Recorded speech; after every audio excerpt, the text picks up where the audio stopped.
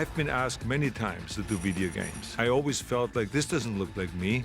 I mean, this is not my face. So I always stayed away from that if it is not my likeness or if it doesn't do the movie justice. I did have a thought that they would probably make a video game. I would be the predator since I am the bad guy in the film. There's so many corners and recesses of the Terminator mythology that you can explore, and a movie lets you explore a certain number of them, but you only have 2 hours in a movie. In a video game, you have as much time as you want to spend. It allows you to explore all the areas and aspects of the story that you yourself might be interested in. I think a lot of video games that are done that are based on movies might not use a lot of the scenes from the movies, a lot of the characters. In this, it's sort of a continuation of the movie. In order to be different, I think it is about the quality, it's about the playability, it's about the story, it's about the characters, and I think we've given them the kind of ammunition that allows that to happen. What we all wanted out of it is to try to be as faithful to the story of the film after a certain point.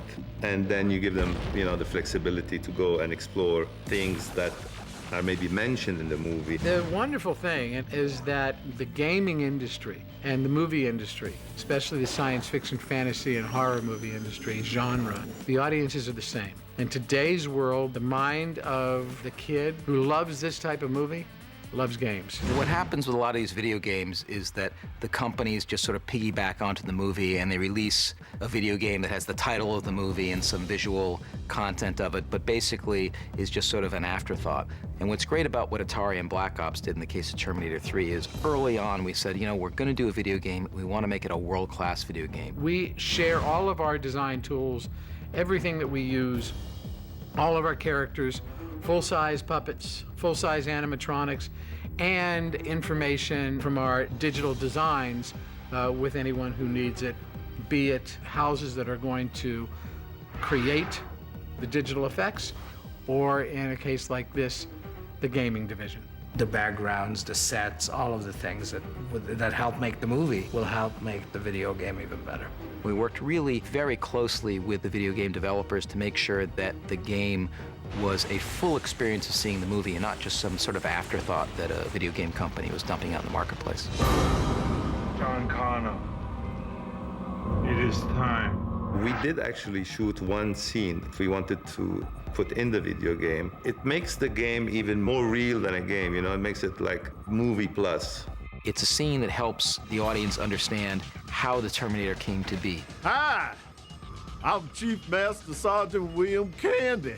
Why is Terminator always coming back from the future with the same body, with the same accent, the same look? It clears up the mystery about the mythology of the Terminator, about how this machine became the machine and why it looks like Arnold. It is now within our power to make war safe, and that is truly priceless. I don't know about that accent. We can fix it. TX is the latest, most sophisticated cyborg model. Obviously, she's a woman, so she's got some new powers and traits and definitely plays upon her femininity to achieve her goals. She is equipped with all kinds of weapons that she can produce from out of her body. It makes her a very fierce competitor and a much more sophisticated Terminator, I would say. The design of the TX was probably our most important job on Terminator 3. She had to be stronger than Arnold, more advanced than Arnold, and fit under the skin of Kristanna Loken. The TX is more powerful, is stronger, is faster, has more capabilities. Oh my God! Frankly, you're kind of outmatched, so it's pretty tricky how you manage to get around the obstacles that she throws at you during the game. It's beyond me that it took us 3 movies to realize that the baddest of all Terminators was going to be a female. She's definitely got a few tricks up her sleeve.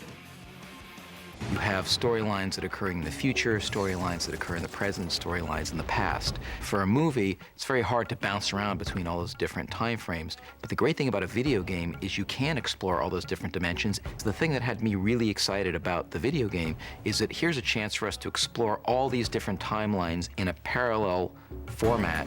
And I think that's incredibly exciting, simply from a storytelling point of view. Of course, it makes for a great game as well, but it's a wonderful companion with the movie itself. The game's basic premise in general is we're actually mirroring the movie in addition to adding some sequences that are normally off-screen or away from the movie. You'll be able to basically get the full feel of what it's like to be in that future post-Holocaust nuclear war with the Skynet sort of dominating the skies and in the communication systems, things like that.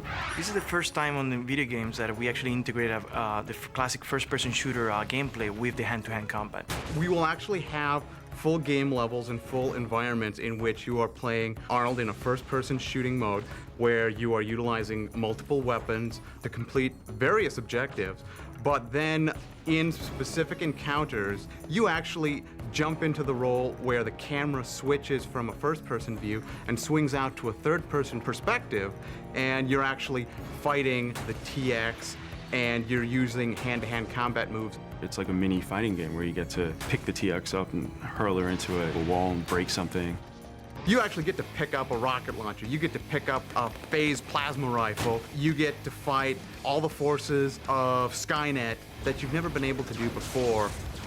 With the hand-to-hand combat, we basically have really been able to sort of follow certain scenes in the movie that are really kind of thrilling, where there's these fights between Arnold and the TX. We got some of the best guys in Hollywood, the stunt guys, these smash kit guys, put these guys on wires, and we're able to simulate what it would be like to be a Terminator and take another big infiltrator Terminator and pick him up in the air and then throw him into a wall with all that weight and force. Arnold is a Terminator, and the TX is a Terminator. They do not know Kung Fu. They fight like a machine would fight. Rigid, bashing maneuvers, shoves, grabs, throws, etc. If you play the game, it makes you more interested in seeing the movie, and if you see the movie, it makes the game a much richer experience to play.